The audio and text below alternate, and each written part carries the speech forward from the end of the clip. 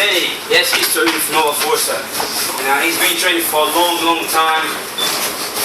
Before he came down to the club, he already was black belt in judo, guys. And he understood the style that we were trying to do. He understood. He had a very open mind, because a lot of the guys who do judo, they don't want to know about the jiu-jitsu because they don't accept any other martial arts. A lot of martial arts, they are like that. So you have to have an open mind to understand if something is working because it's good. And then he came down to the class, guys, long time ago. We had pictures of him. He was even young then. Then he went off to Canada for a year, retraining down there all the time, came back and is down with us, guys. I mean, I don't even have to say, you know how helpful he is with everybody and how great his jiu-jitsu is, guys. And then, again, guys, to get a black belt, you can be the best grappler, the best fighter in the world, again. Not just me, but Fabio, my instructor in Brazil, Antonio, Mario. We're all the same. You know, if you're an asshole, they're not gonna give it to you. You know, they won't, you know, because I don't want a black belt, you know, I give him the black belt just for today, you know, he stays another month with me. He will be my black belt forever.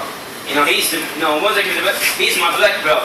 And then he needs to have a card, you know, he should be a strong card, he needs to be respectful, loyal, you know, and that's all counts, not just being good at jiu-jitsu, guys. Okay, that's all counts. And also the talent of being able to repass the technique, to teach the technique as well. Okay, because you know, of course, a lot of guys, they will be a fighter, they don't like to teach. We have difference on that. Okay, but it's very important. If you get a black belt, guys, even if you're a fighter, you should be able to repass the technique. You should be able to teach, technique. Okay, and I know he does that very well. He has the patience and he enjoys, he loves helping people and then teaching. And then we know how hard it is to spar with him. I know. Him and Tim is the hardest sparring that I have here in the class. And okay, can I say, you know what I mean? It's time for you, man. Come over here.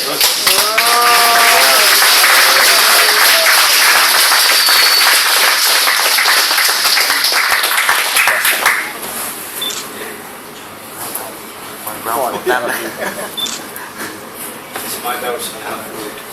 Kick it to you. On my hand.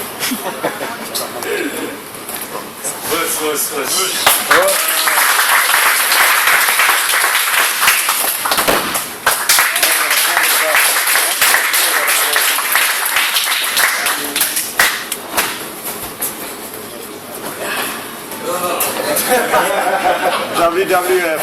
Hey.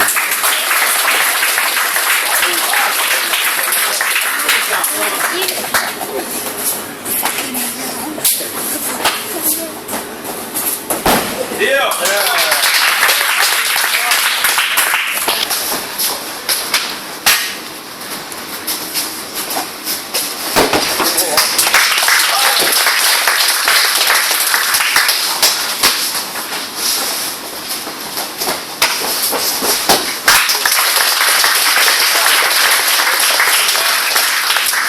For me, you know, when when I got my black belt, when I was in Brazil and I got my black belt, that was really, it's an amazing feeling because you were training hard. I never worried about belts. Since I started training, I didn't care. I don't care about belts. But when it comes, it's a satisfaction for you. You know you've been working hard, and people are seeing that, and then then you get your belt. Of course, I felt very, very happy, but I never worried about my belt. He's the same. He never asked me for the belt. He works hard. He trains hard. When during the class, he's on Sunday doing weights to make not to look good, because he will never look good. But to be better for jiu-jitsu, he's trying to be stronger. He does specific training for jiu-jitsu. Again, he loves the Brazilian jiu-jitsu, guys. He loves the grappling. And he trains hard to make himself better. And I can see that he's not trying to be better than anybody else apart from himself. He's trying to be better than he was yesterday. So I think as well, we spoke about that before. This is how you should think. I don't want to be better than him. I want to be better than I was yesterday sparring with him. So then you have the good mentality, good training. And then I felt, it was great when I got my black belt. And then it was amazing when I could give him my first black belt. And that was Tim. And it's the same for me, because that doesn't happen every day, guys. To get to a black belt level, it's tough. And you know I'm not gonna give you a belt if you don't deserve. I really want. You can train with me for 15 years. If you crap, you crap. I'm not gonna give you a belt. You know, and then I think this is how it should be. I don't charge for the grading. That's the reason. A lot of people, they make it very commercial. They charge for the grade and then they start grading people in 6 months. Just giving people belts, just to make money. I don't do that, you know. I should really, but I don't. But yeah, guys, you know, because I don't want anybody to think that, oh, you cut off. Oh, he needs some money this month. Oh, no, let's put a grade on. You know, then just grade a lot of. They do that.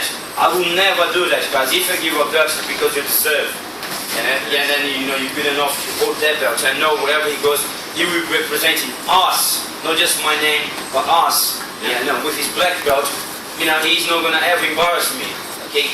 Winning or losing, you know, he will put up a good fight. He's good enough to hold that belt, to have that belt. You know, and as a big responsibility, you know, man.